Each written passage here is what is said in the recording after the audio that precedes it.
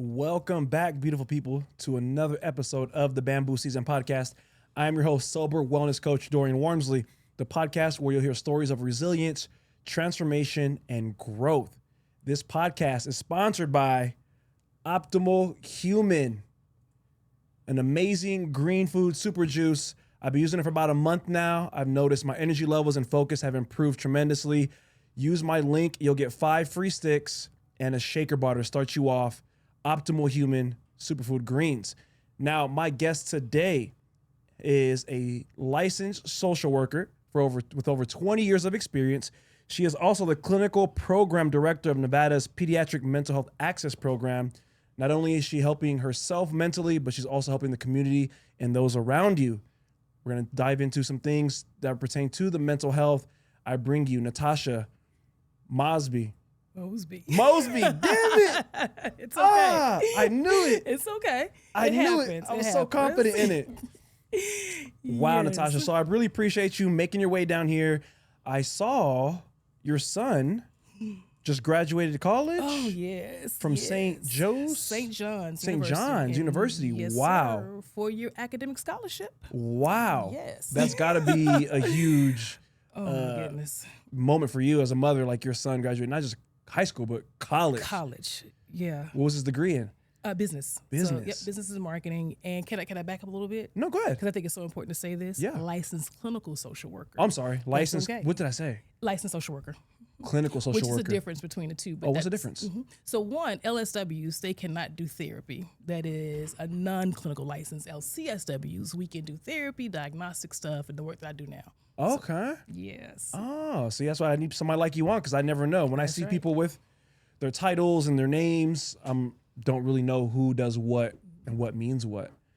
Okay. And Yes. so your son just graduated, and is that your only child? No, I have 2 more. So my baby, because he's my only son, but yes, he just graduated actually Sunday. So I got on the plane, jumped back here because we had this and I wanted to be here. When I tell you, such a full circle moment, for him to be in New York, going to St. John's for your academic scholarship. I have a 15-year-old, will be 16 this year. A 10-year-old is turning 11 actually Saturday. Oh, so wow. it's a busy month. It's a busy month for us. So it's a blessing. Yeah. 3 babies. Look 3 at babies. you. I know I got 3 babies. What are your son's plans now? He's gonna stay in New York. I know he has a few job opportunities lined up. I don't want to say which he's gonna take yet, and so he's gonna stay there.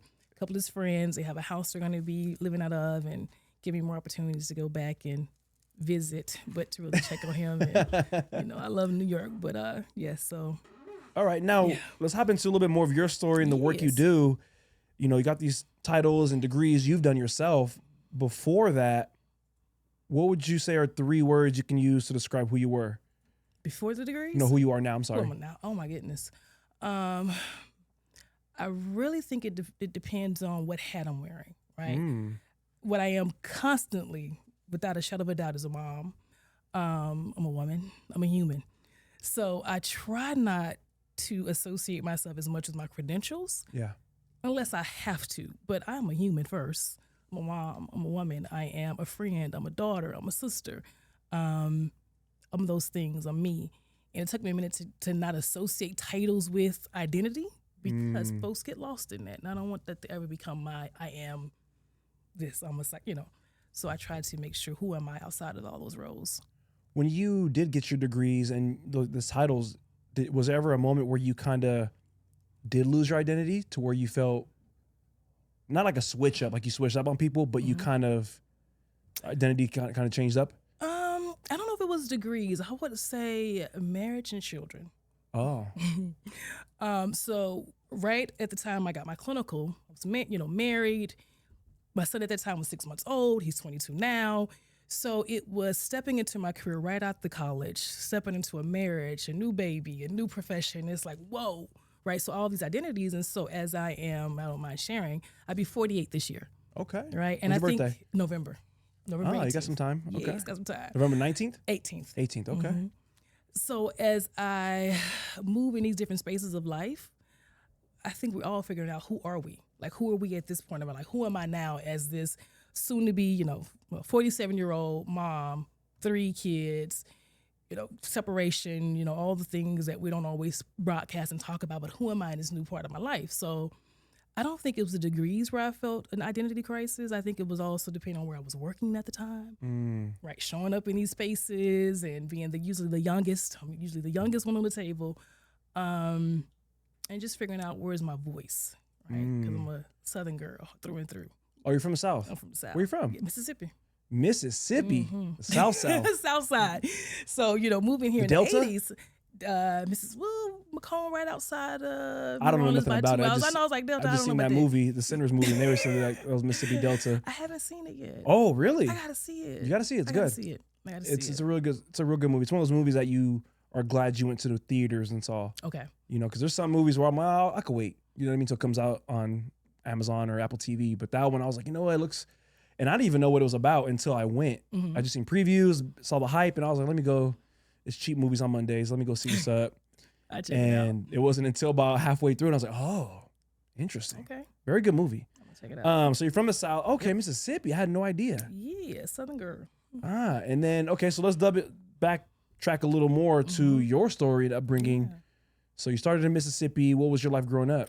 Life growing up, my mom, young mom, young dad. My mother was 17 when she had me. Dad was 18. My mother, she passed away 2010.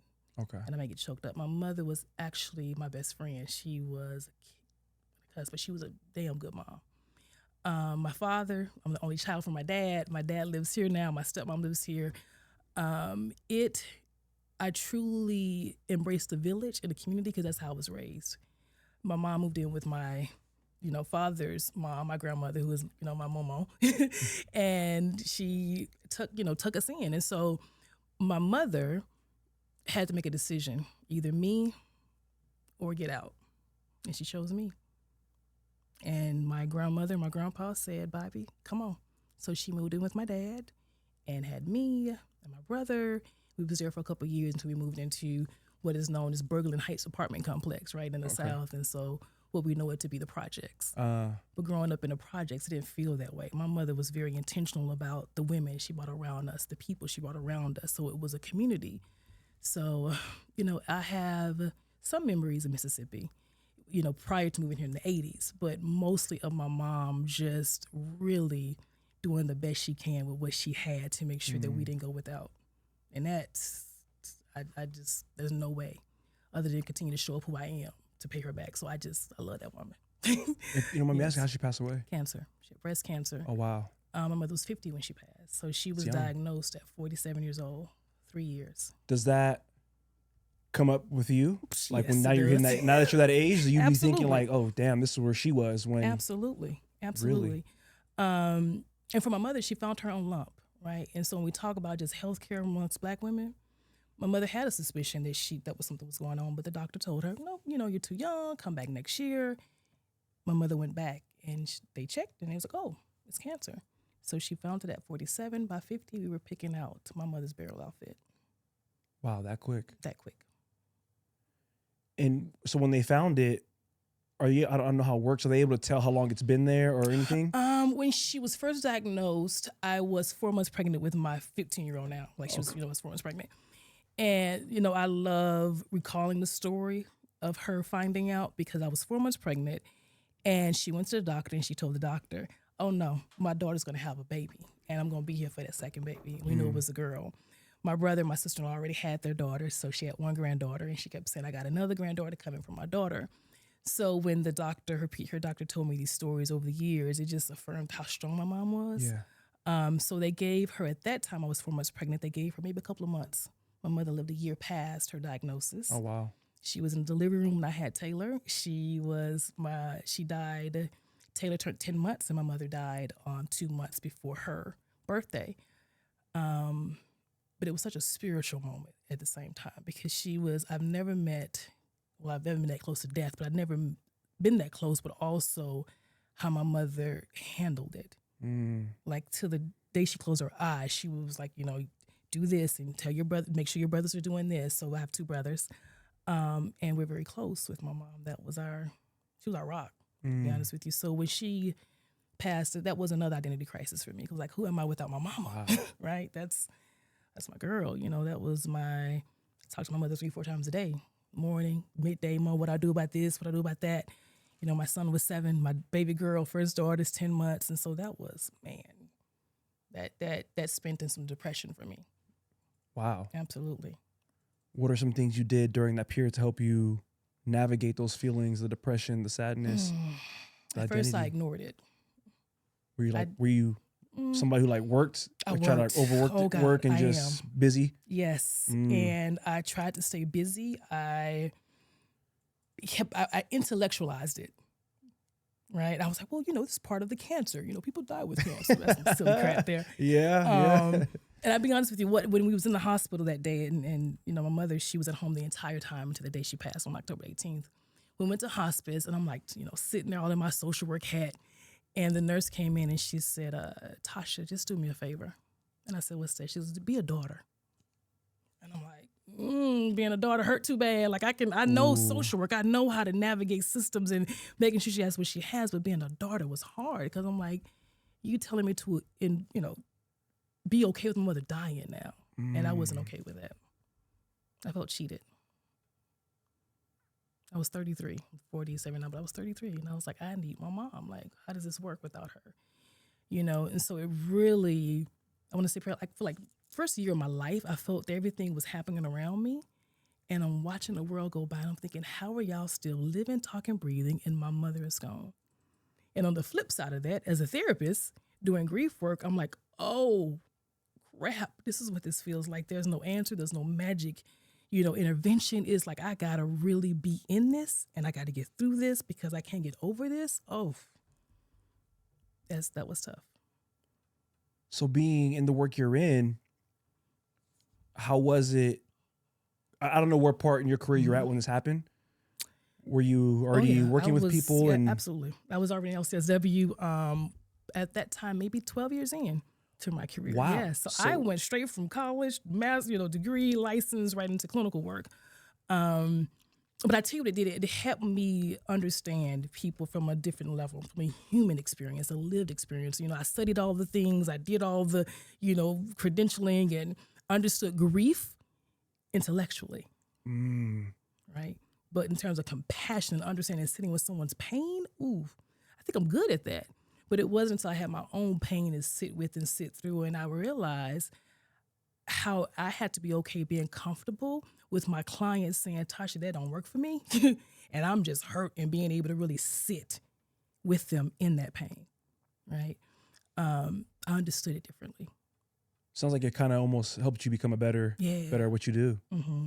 It is as sad as it is. It's also opened the doors to some amazing spiritual moments. I'm spiritual to that degree, but my mother visit me in my dreams. I know this sounds like, ooh. I have dreams with my mom all the time.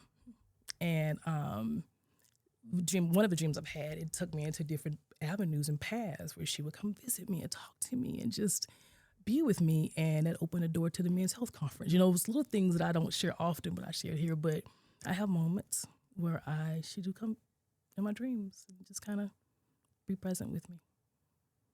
And you just touched on something just now. You said the Men's Health Conference. Can you touch a little bit on that? Yeah, so it was actually 2019. I had a dream with my mother.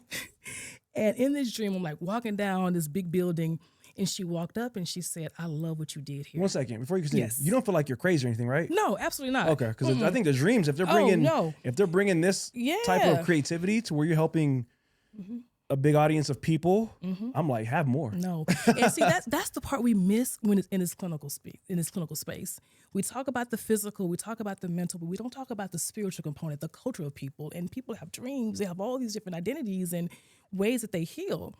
And for me, culturally, that was me sitting with my ancestors, my folks that came before me. So at first, it used to scare me, but as a little girl, I always had dreams. Before we hop into that men's conference, something you said that was real great was about you knew intellectually how to handle certain situations, talk to people, but it wasn't until you lived it that you felt more understanding. And absolutely, I feel like that with a lot of things in different professions. Like you read the books, you do the studying, it sounds good, but once you get live and in person, baby, it's like, oh, yes, okay. Like you have the tools to help you get through it, but it's like you said, you have more compassion for your client saying, this doesn't work for me. Yes. And I had to learn to, and I think for all of this, it's like a shadow of things to come, how to integrate it, right? How to allow me to have my experience, my pain, but not bleed on my patients or my clients. How do I integrate my lived experience with what I know clinically to help my patient or my client? That's good. You know what I'm saying? Yeah. So to do that, guess what I did? I stopped seeing individuals that had grief and loss. I said, I stopped seeing that population for a while because I had my work to do. And did you get a therapist? Yes, I have a therapist, I have a mentor. Okay. I reached back out to my supervisor, and I've been on her forever. And I said, Sandy, I'm hurting. And she was like, about time you say it. Like, girl, like, where you been? But I felt kind of shame to be, I don't know why I felt shame. I think I do. I felt shame to feel hurt. There was so many things that came up that I wish I would have said to my mom. So I kind of did this shoulda, coulda, woulda, and what if, played all the what ifs in my head, pulling out medical records like I'm a dang on doctor to see, did they miss her diagnosis? But it took me through that there's no set stages in grief. You may go to acceptance, to denial, to, magical thinking. There is no step-by-step to this healing thing. So I got to live that. I'm thinking, okay, so when I am seeing patients, I have clients, I'm in 2 different settings, but I have to be mindful of their healing journey. And not to force or not to say, do a scrapbook. Yeah, that's cute. But maybe that's not where I'm at to sit with my pain and want to take out pictures of my mom, right? But it really made me more aware of the human experience doing this work. And you currently still have some type of therapist or mentor? Oh, yeah. I think everybody should have a mentor, to be honest with you. So I have a mentor. I feel the same way. Been with her since 2004. Oh, wow. Yeah, and she's from Over 20 Chicago, years. and she kicked butt. Like, I just love this woman. I do have a therapist. I'm in between therapists right now because he's moving, but I believe therapists should be in therapy. And so when we talk about therapy, it's not like, something's wrong. It's a place where I get to unpack my stuff and hear some dialogue back and forth and give me some ideas and, connect the dots. I'm still human. For you, in your experience and what how was the process for you of finding the right therapist? Did you go through a couple? Did you know what I mean? Like, you want to know how many? How many? 27. You went to 27? Yes. And let me tell you, I am critical, but I'm more critical of myself. So when I would see therapists, I'm sitting there thinking, oh God, if they ask me this, how did you feel? I ain't coming back. And because, that's not to knock anybody's profession, but I'm a different type of person. I don't do the warm and fuzzy stuff with me the whole time. Like, I need you to get right to the what are you doing? Yeah. Right. So I need some toughness because, that's, you can do the balance, but I need some of that sometimes. So I had to also be okay to say, Tasha, like that nurse told me, don't go in as a therapist, go in as a person, going through some pain, going through some transition, and allow that person to operate in their strength to help you. So letting go of this control, because I got control issues on certain things, right? As the oldest child, and I know I have some type A stuff. Because when I can control the environment, I feel better about it. But when things are out of whack, I'm the same way. I know. My nervous system's all over the place. But man, this past 2 years have taught me that 3 years, some things are just not for me to control. I got to learn how to let go, trust the stuff I'm holding on to is hurting me, right? And that was the same thing with the therapy process. And I just said, okay, Tasha, be open. So when you went through, so it took you 27 to finally get. I counted them. For those 27s, was it not every single one, but were some of them multiple sessions? You kind of get a feel, or was the very first session you're kind of like, okay, this is not the person for me? Some were multiple sessions. Okay. Again, it also taught me to okay, in my own therapy work, let me ask folks if they want to have a consultation first, right? Because I think, for me, a therapist is like trying on a pair of shoes. I'm going to be with this person, sharing my ups and downs, all of my history. And I need to make sure that when I'm sitting across from you on the side of you, you don't say things like, oh, you used to be a professor in the social work department. I'm like, ugh, I don't want to go in with you telling me where you saw me in my roles. And I'm like, okay, now this is not going to be good, right?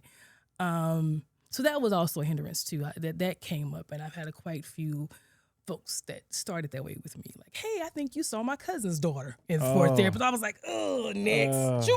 So it's hard. Therapist I have now is actually is licensed in multiple states, and so my therapist is now out of state. So that's working for me, and we do remote therapy, telehealth. Let me ask you this, because something you said I agree with when you get, I haven't had a therapist yet myself. I had coaches, but you said, you know, you don't necessarily need the warm fuzzy, hey, how are you feeling? You know, the almost like the intellectual side of things, like their flow. I don't need yeah. I'm the same way. Like, I don't want to, don't care how my day is, get to it, call me out, tell me where I'm messing up, or tell me, you know, like, I like going straight to the hard stuff. For you and the work you do with people, how have you been able to, is it like something you had to craft and learn, like an art almost, to where you get certain clients where like, okay, with her or him, I need to like to dance hey, a little bit more. What's going on? And the other one's like, hey girl, get it together. You find it's rapport building, right? Now, of course, I tell a therapist I have, like, take it slow with me at first. Let me get to know you too. But once you get to have that rapport, and that's why I'm not a big fan of like telehealth, because I need to be in your presence, the synergy, the energies. Let me feel you. Let me see how your body language is. We get a feel for one another. And I give disclaimers in the beginning. I let them know my process, what I'm going to be writing, how I'm going to be writing, what stuff I'm going to be assessing them on. I have them share with me what they're looking for in a therapist. So now I do offer like a quick little 15, 30 minutes, depends, consultation where they get to meet me first, like a virtual, who are you? What do you do? What do you specialize in? I think that's important, you know. I don't ever want to start this assessment with someone and right off the bat, like, I don't know. And I will say it. I'm like, I can tell right now that this is uncomfortable. So let's get to know each other before I start asking you maybe 60 years worth of history. Because that's some stuff. Yeah. Do you think for you with therapy and your experience of selecting your therapist, you went to 27, do you think race and gender play a role? Absolutely. Absolutely. My therapist now is a male. Okay. First male I ever had. And it was, I want to say it was by coincidence, but it wasn't. I believe that things happen for a reason. The therapist who I thought I was getting, he answered the email. And he says, I read what you wrote. And he says, no, I know I'm going to be a good therapist for you. And I like confidence. Right? I like to yeah, you know, tell me what you got to do. So I responded back. I was like, what time? And he was like, 3:00, check into the portal. And I'm like, okay, let's go. When I started, I kind of started with him very rough. Yeah. Right. I was like, oh God, you know. And he said, I want to give you permission. And when he said that to me, I say that. And this man don't know me, but it was kind of like confirming that this is the one for me. He said, Tasha, I want to give you permission to forget everything what you thought you knew about. I had to look like this, talk like this, or, you know, for me to help you. Because we can miss our blessing like that too. Right. But I absolutely think that race plays a role, gender plays a role. I see now, which is interesting, half my population, I have more male I see in therapy than females. Really? And that switched because of the men's conference, I believe. You know, I used to say, yeah, I'm not the male whisperer. Like, I don't know all about males' health, but I can, some stuff that I studied, how we got the men's conference stuff started, I can understand why maybe they wanted to come and say, hey, you wrote this and you did this curriculum, and, you know, I want to be able to sit with someone that I don't feel judged, or I can really just put it out there. And I said, well, guess what? I'm not the type that you going to just come in here and talk. There's some work to be done with me. And what I've noticed with my male patients, clients, they like it that. It's like, come on, you know, there's this, here's my assignment, I'm going to work on this. There's some warm and fuzzy, but not too much. So you have to understand people's personality, their temperament, you know, their character. Like, okay, this may be a good fit or maybe not. I'm not a therapist or anything like that by any means. I'm just a coach, but I've noticed that for myself. I've had to learn over the past 5 years the balance of, I get certain clients to where I got to talk to them crazy. I just got to talk to them crazy. And that's how they respond and they like it. And there's some where I got to baby step it, maybe talk to them in a different way, a different type of motivation. And I love it, honestly. It's fun. Yeah. Now, my crazy may look different than your crazy. My crazy is kind of, you know, I had a client the other day, you know, he comes in, I was like, what's up with you? Right? So all the character and our personalities, you know, depending on the report, and he was like, Tasha, I just don't know. I'm like, yes, you do. That's my crazy, right? So I'm not your typical sit on the couch therapist. I've had clients, we've actually went out to the golf course together and we hit balls, and I'm, you know, because I do not take insurance, and so I'm able to craft my work based on where we are in this therapeutic modality. What I've also learned just in working with me, which is interesting, this whole like this very intimate space, they have a hard time with that. Really? Yeah. So, but when it's kind of this side-by-side approach and it's just very natural, man, how they open up and talk is very different. Interesting. So I think therapy should be like work in barbershops. like for therapists and barbershops. Yeah. Because it's not very, it's this kind of distance in a way. You're like this emotional distance where you're not, having me enclosed in this little space. That makes sense. I wonder the psychologist behind that, because it makes sense of when you're in a space that you're comfortable with, because you hear it all the time. Like for my job as a fitness coach, barbers, hairstylists, nail techs, lash techs, massage therapists.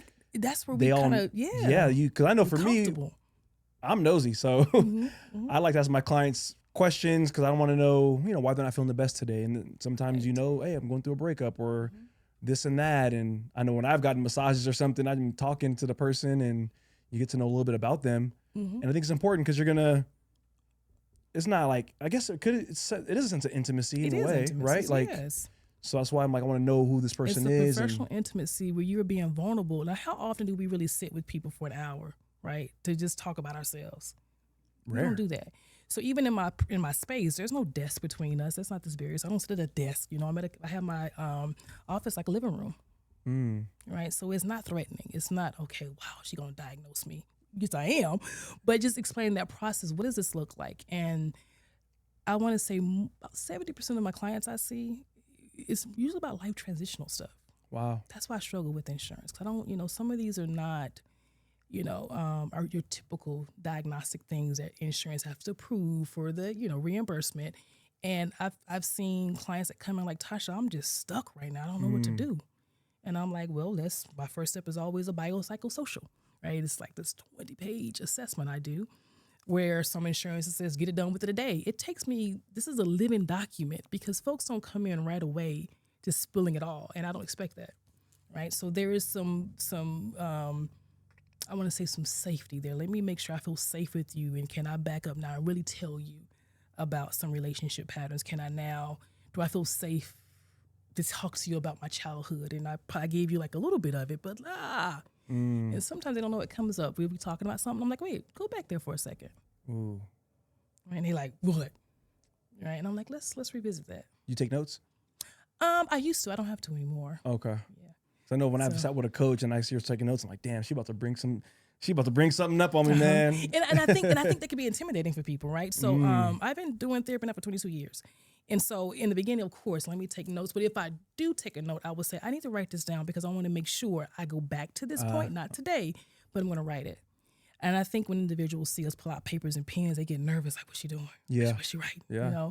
And I'm very verbal about what I'm doing. I want them to feel comfortable knowing, hey, I need to write this fact down because I may need to go back or especially my assessments. I let them know I'm going to type up this is what questions I will be asking. If at any moment you need to stop and take a break, usually I can sense that we can stop. Yeah. I've had clients that say, can we come back here? Can we come back to this section of the assessment? I'm like, yeah, we can. And so I will wrap it up into a therapy session. And how did you, or what moment in your life did you decide this is the kind of work you wanted to do? Honestly, I didn't. I actually wanted to be a writer. Okay. Yeah, so I want to say it was as I was wrapping up my undergrad degree in sociology and criminal justice. I thought, okay, I'm going to be a lawyer, I'm going to be a writer.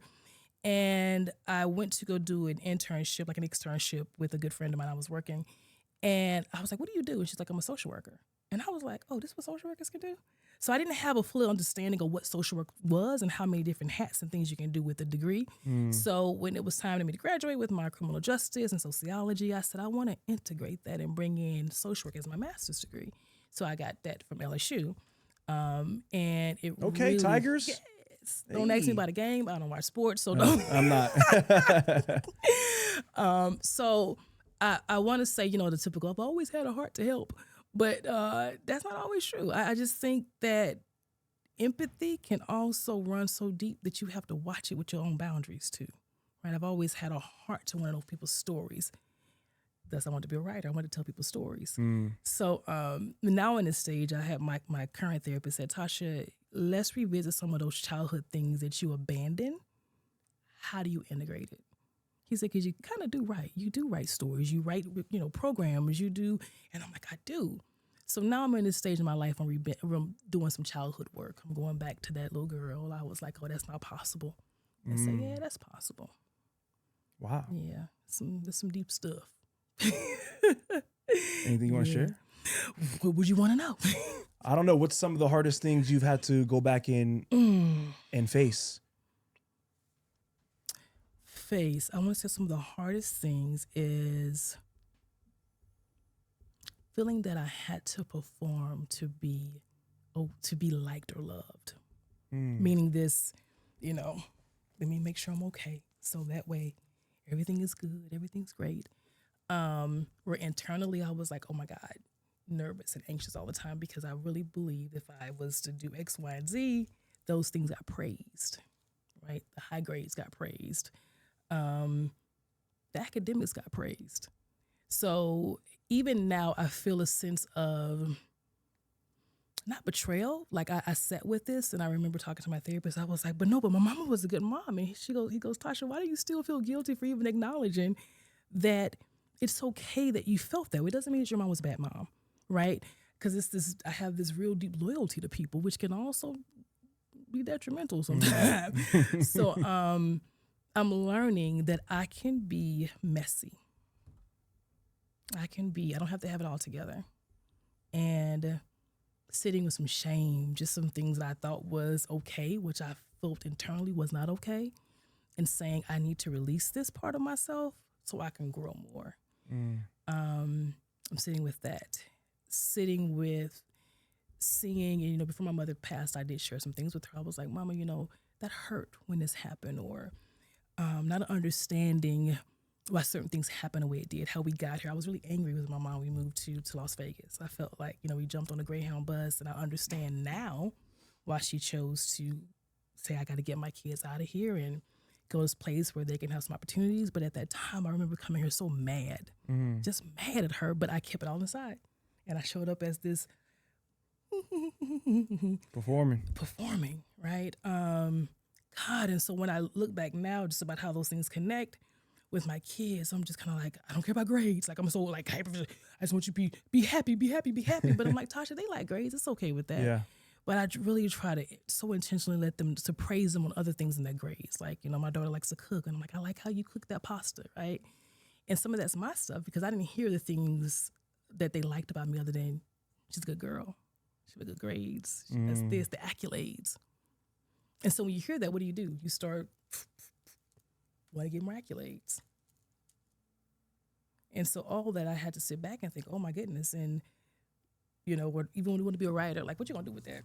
What you going to write about? And I was like, okay, well, I'll be a teacher, So just this whole idea of who am I outside of all those voices that told me who I was, who I had to be, and developing, this is who I am. I'm okay with this. I'm okay with the messy Tasha. I'm okay with the not have to book my schedule up. This is the first time in a year, Dorian. Like, I'm like, nope, decline. Nuh-uh, not today. And it feels good. It feels good to take control of my own health. Center my needs. Because that wasn't something I was taught, to center my needs, center my wants. And growing up in a Southern Black woman, how do we see relationships, right? How do we see our aunts and grandmas and cousins, female, take care of themselves? How do we see that stuff? I didn't see that. I saw you go and you do. You protect. You shrink. And if I look back, I remember my grandpa said to me, which is interesting, I love this man.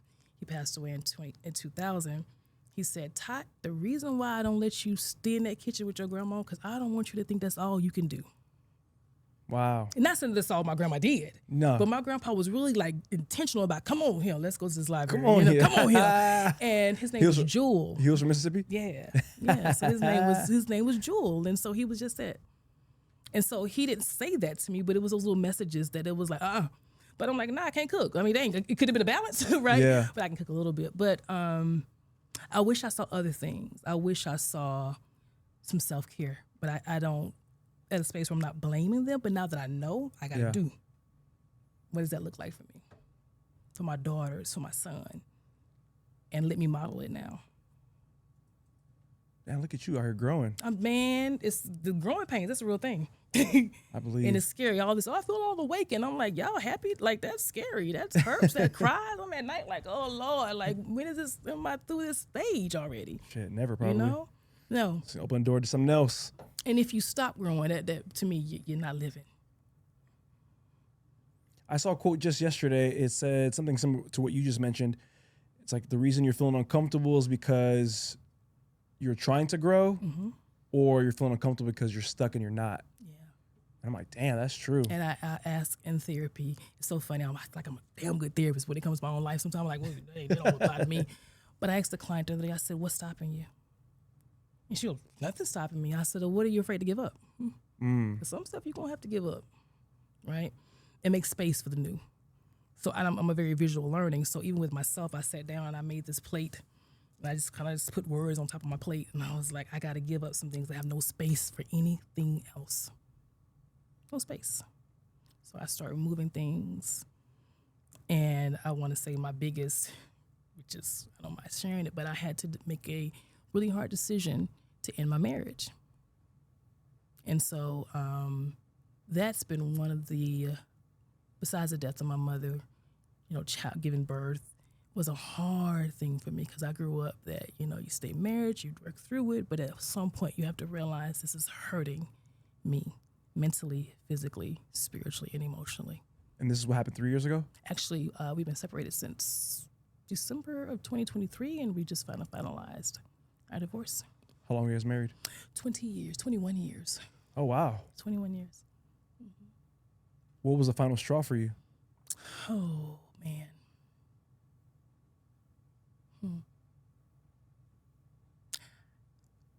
I will say this, the final straw really required me to think, how safe am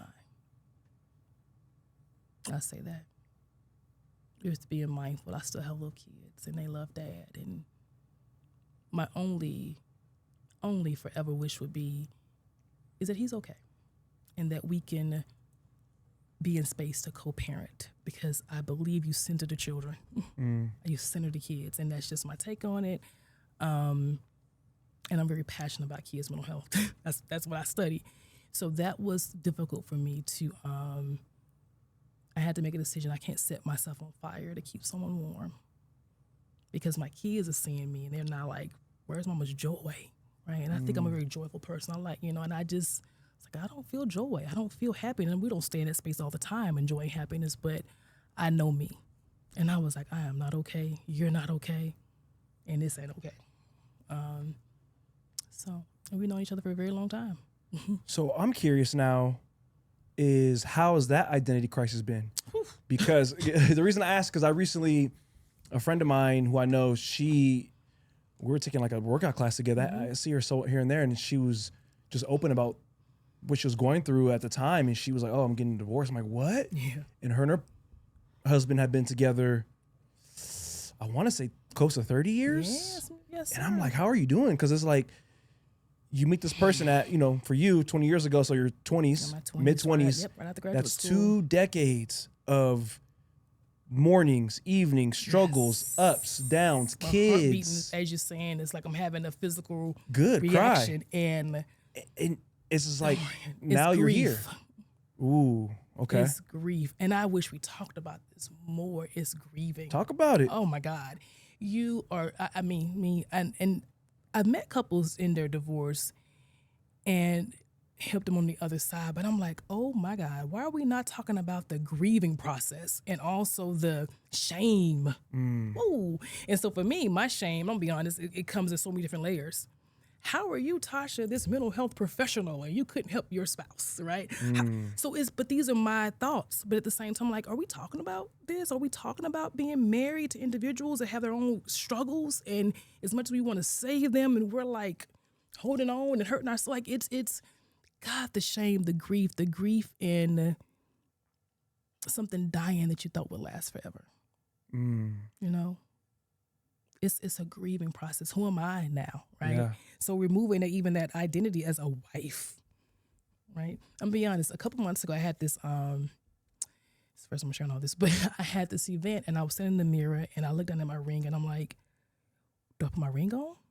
Like, what if I go do this event? They don't take me serious because I'm not married. Like, what the heck? Like, it's that type of stuff. I don't think people talk about, because it's such a it can be shaming. It can be, what did you do? And, it's so many layers to it. But I said, okay, God, if you, as you are getting me through this, help me be okay, address my own stuff. And maybe if I keep thinking about this, because I think that's how my relationship work with God, or you planting seeds to say, you got to open a door for people to talk about this, Tasha. Because it's there. When I meet with women individually, they talk about it. They say, how did I get in this position? With all that I know, with all of my accolades, how did I get in this unhealthy marriage? Or how did I stay so long? And I'm sitting like, I can agree. And it's so much. And it's like I told my good friend, I said, it feels like you're sitting one day and it's like sewer come up. And you okay? You're like, oh my God, I forgot about that. You're like, I want to go hide. And I want to cry, and I do all. I cry, I sit.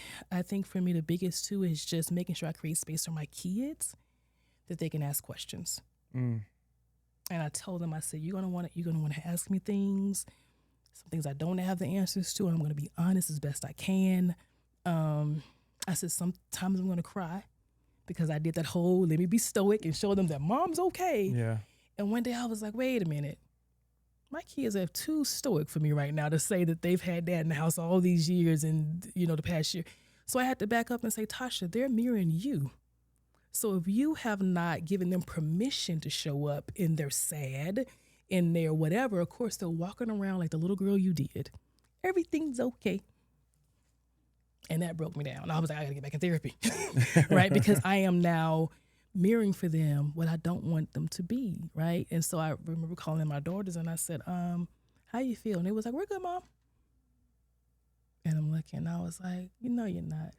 I said, because guess what? Mama worked with kids that's gone through divorces. And I said, I would be naive to think that you're not experiencing some of the stuff I work with kids in. And my youngest just start wiping tears. Oh, wow. And I'm like, okay, here we go. Right? I'm like, let's get going, right? But I kept saying the same thing the nurse said, Tasha, be their mama. Don't you be their therapist. And as she wiping tears, I wanted to jump over and just hug her. So I just sat by her because that's my Gemini, right? Yeah. So she leave me alone. So I sat with her and I said, you can feel all your feelings, girl. I said, because mama cries sometimes. You don't see me crying. I said, but I know I'm going to be okay. I said, but you can feel what you want to feel. And 3.5 hours one night, they just talked and just poured out. And we laid and we slept and we cried together. And I'm like, okay. I said, would you like to talk to somebody? My youngest said yes. So she has a therapist. Wow. Yes. At 11 years old. Mm-hmm. She'll be 11 Sunday. Saturday, the 24th. Yeah. My baby, my 15-year-old, she's always been the emotional, like she's always talked to me about how she felt. My 10-year-old has always been, she's my mirror. She's my mini-me. She's that, I'm good, Mom. And I'm like, no, she's not. So I had to learn how to even parent different in this journey. My 22-year-old, that's my boy, right? He's always talked to me about his thoughts, feelings. And in full disclosure, he was the one that said, Mama, I want you to be happy. You got to take care of yourself. And I was like, if I got my kids saying this, Tasha, you got to sit back and think about something. As much as you think you're hiding, they're seeing. And really come to terms with, this is my reality now. So that's where we are. First time I shared that, by the way. So it's been. I think it's good. I love when people are willing to. They don't even try to. It just happens. It happens. It's organic. I think it's bigger than us. Yeah. Because there's, like you said, there's people you talk to. There's people I've met who are in your situation or have been, and they feel identity crisis. They feel that shame, or they might even be year 10. They're not happy, but in their head they're like, I gotta stay. It's a marriage. It's a marriage. But hearing you say what you're saying, to you know what, maybe it is okay for me to take myself priority and remove myself from the situation. And we've heard stories, I'm sure you have, of people staying together for the kids. And this story right here might help somebody realize, you know what, being there for the kids might mean us separating. To be healthier versions of ourselves. And that's my, like I told my kids, it's even hard to explain it to them. And knowing this intellectually, because I do the work, still in that space, I'm like, now I'm telling my kids, hey, I'm still your mom, they're still your dad. But what they also sometimes internalize is, if y'all don't love each other no more, what does that say about y'all loving us? Right? Damn. on the upside, because I just dope kids, they're smart. So they're intellectual like me, but I want them sometimes to dip down in their emotion. Yeah. And not always be intellectual. So I would take them there and I said, so what do you think that means? I asked them, I said, what do you think that means? And they're like, I mean, still got parents. Maybe we get more creative. So I'm like, well, no, they don't mean that, right? And so I let them talk about it. And I told them, I said, everybody's experience is different. And, my daughter did ask me, she goes, Mom, are you okay? That was powerful for me. So I asked myself, I said, how have things been? And I'm, like, Mom, you seem happier. You don't seem nervous. You laugh more. And I'm like, okay. So that tells me that they didn't see that in me. That's for me. I never wanted to be that type of mom, where I emotionally detached and I could feel that I like to be present. And I'm like, I'm not present in this life. I'm not living. I'm surviving. And I'm like, I can't do that. I can't do that. And how would you say now, because it's been some time, are you okay now? I'm okay. Can I say this? I've been okay. Yeah. But I'm going to tell you what happens. Tell me. As a therapist still, and all these different hats we wear, we worry about people sometimes in the boundaries and setting those boundaries and saying, Tasha, you don't have to do this for that person to do that. They have to do that. They have to want this for themselves, right? My not okay is the grieving part of it. Like I feel peace and alone. Like I don't even want to fit watch no more because I'm like, keeping up with text messages, what? I feel peace when I drive home. I feel, and I actually talking to a client, and then my nervous system has gotten better. Wow. Use a bathroom, right? Let me tell you, stress, trauma will affect you when you can't go to the restroom, and that's some real stuff. Like the little things, like just getting up, just energy, which it also makes me feel sad because I'm like, oh, I don't want that person to feel that they had that, but they know they did. They know the impact it had on our relationship. And to not allow that person's pain to overrule my decision. That's the tough part for me. Like almost feeling bad and not wanting to make the decision. Guilty, yeah. It's like, well, could I? No. Stand on business. Yeah, this was the year to stand on business, baby. I was like, listen up. I need you to be healthy. And we can't be healthy. You can't be healthy with me because I want to, I had to address some of my own enabling, right? My own hiding and shielding and making it look right. Now, I can't speak for everybody in the world, but I think for me and my perspective on this is people like you who are sharing this type of, in a sense, trauma and grieving and kind of how you said earlier, like, how is she, this type of social work and this and that, her life or her marriage isn't working. To me personally, when I see people in their profession or anything and I see them as a human, that makes me, I guess in a sense, want to work with them more or even trust them more in a sense, right? Like if you're just, everything's so perfect and this, and I'm gonna start thinking like, damn, my life's nowhere near that. But then when I hear the pain, I hear what you've been through and I hear, I'm like, that's real, that's raw, that's authentic. That's the kind of person I want to be around and work with. And that's why I have this podcast, why I share the things I do about my personal life or anything like that, because we're in a world where everybody thinks everything's so perfect and this and that, especially with social media. And it's like people only want to display their highlights. I don't want to. 15-second reel. That's it. Because it ain't real. And I want to show the ugly. I want you to see behind the scenes. I want you to see and hear the sad shit. Because it's the reality. It's the reality we are in. And I think sometimes with all the, not the positive, but all the facades you see, it's almost escapism. You want to see all the good. And I'm like, nah, you going to hear. You want that dopamine rush. You want that hit. Yeah. But I was talking to a good friend and she goes, Tasha, have you thought about being like an influencer? I was like, I don't want to influence anybody. I don't want to be an influencer. I don't even know what that means. If I can share whatever it is I need to share, that's it. I'm okay with that. But I tell you what happens. It's not the folks out there that told me that, Tasha, that's bad, or it's me. It's messages, internalized messages I received throughout my life about what does it look like to be this type of woman, this type of wife, this type of, religion plays a part in it, and all those things. These are messages that came from all these different systems, and you're like, wait a minute. this is some flawed systems up in here. Because ain't no way the same God I say this, that, and the third want me to stay in this right here and be so unhappy and not serve him wholly. That ain't no way. And I had to start seeking it out and say, okay. Because when you've been told growing up in this very Southern religious family, the woman support, the woman, I will do all those things. But there is a part in that Bible too that talks about things that God is not okay with. And I had to forgive myself for thinking I could fix a person too. I had to forgive myself for some resentment. I just had to let it go. Because I know spiritually, God was telling me, step back. You are not, you can't save. This is bigger than you. But I'm like, I got it. You know, here I am. I'm a therapist. Let me help you. But that person needs to do their work. And I have to do my work. Yeah. And I don't think you need to be exactly necessarily an influencer, but I think there's a space needed for your story, your journey, and your work that you can do for others that's needed. And it doesn't be like you being an influencer. Like, I don't see myself as an influencer. I'm more somebody trying to make an impact. But titles are titles. Like you said, that doesn't mean too much. Right.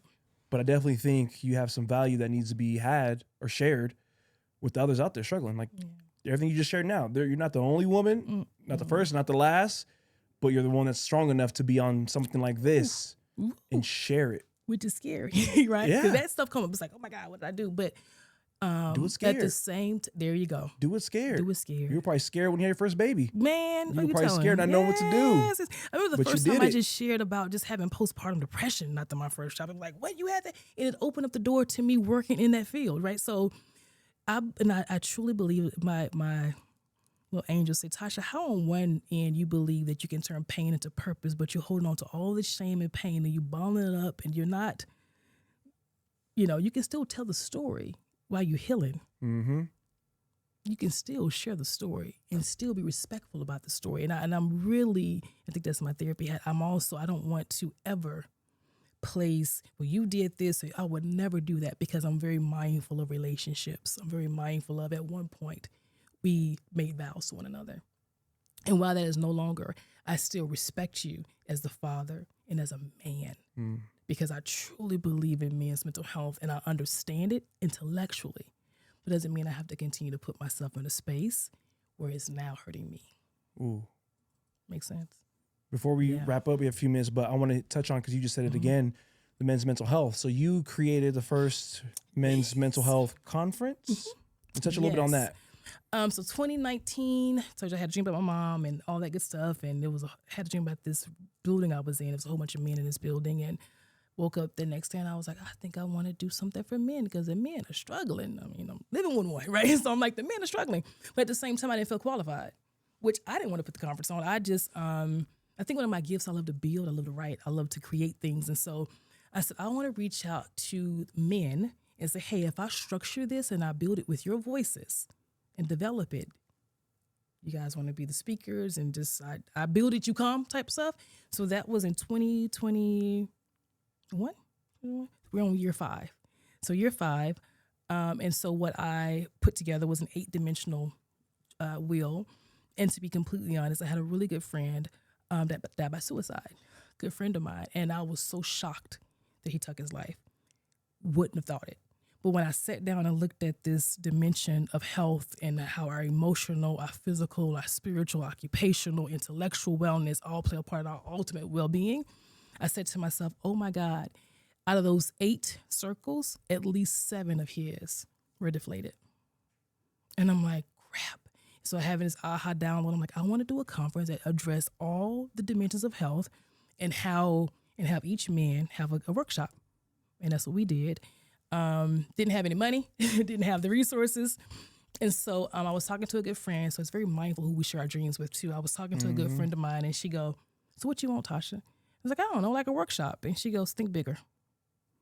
And I was like, I want the dream. And she was like, tell me about the dream. And so I told her about this dream. And she goes, okay. She made one phone call and got me into the face of Miss Kathy, who I love. And I'm meeting with her. And she goes, babe, what do you want? And I'm like, I just want a workshop. She goes, that's low bearing fruit. What do you want? Right. And so even me learning to use my voice and say, this is what I want. It's okay if I want this. And I said, I want this. I want that. She goes, okay. So I partnered with the city of Las Vegas. The first conference, actually all the conference thus far has been at the city hall.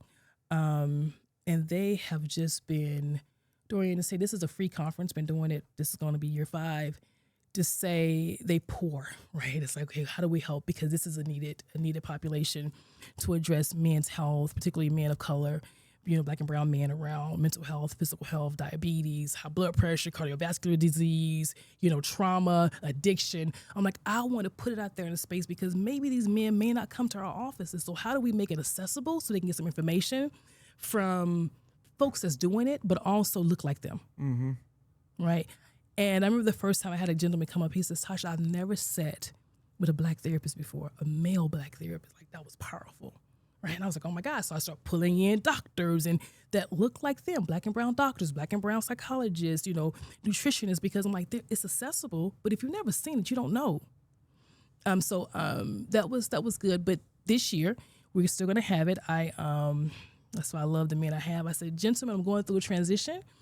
And the way I operate, if I'm in a space, I don't believe in touching things. I don't want to contaminate it, if that makes sense. And I knew I was going through the separation. I knew I was having some thoughts about you men. So I reached out to my good friends. I said, y'all, I don't want to do it, but God said the show must go on. Yeah. And I need to be obedient to that. And they stepped in like, what do you want, sis? I'm like, the framework's there. Put this conference on every year, and I will stand in the background, and I will provide whatever resources. And so June 27th, June 28th, we do have the conference. And I'm thankful for the men that show up, that show, you know what I mean? Like, these are brothers that I've worked with over the years, and you're like, we got you. We know you're going through this. We know that. And I don't want to touch it. I don't want to mess it up. I don't want my biases to touch something so precious that I truly believe in, that men deserve to be seen, heard, treated, respected. And because I know I'm going through this transition, I don't want to mess it up with my energy. Man, I don't know. All right, so I'm going to play devil advocate real quick because I'm like, how I can't speak for in your mind and your where you're at, but I'm like, man, imagine if you were still there, man, with what you're going through, because there's probably some man in the audience, oh, absolutely, who is where your husband was, unsure where his wife's at, and just a thought. And I never speak, by the way. I've never spoke, but I opened it up. But I planned. But I truly I believe in energy, right? So even when I was sitting down last year to start working on this year, I felt so much frustration and anger, and I was like, whoa, that's not what we're doing, Tasha. You're not taking something that you know is for the good of the people, and you're going to bleed your lived experiences on it. You're not doing that. Step back. And I called up the gentleman crying, like, I got to continue because what God gave me to do, but I can't touch this right now. I need to heal more so I can come back and be more of a hands-on person, if that makes sense. It's a power move. Yeah, so I'm going to sit back, let them do it, and I'm like, okay, we got this. We're going to wrap up here in a second. Yeah. Do you have a quote you live by? Ooh, or philosophy? Many. Oh, God. My biggest was I can't pour from an empty cup.